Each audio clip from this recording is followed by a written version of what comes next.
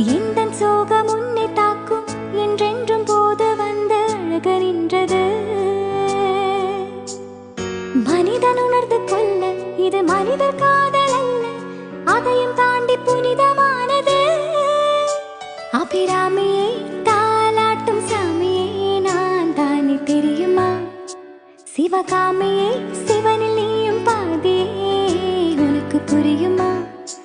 Abirami லாலியே Lawley லாலியே Sivakami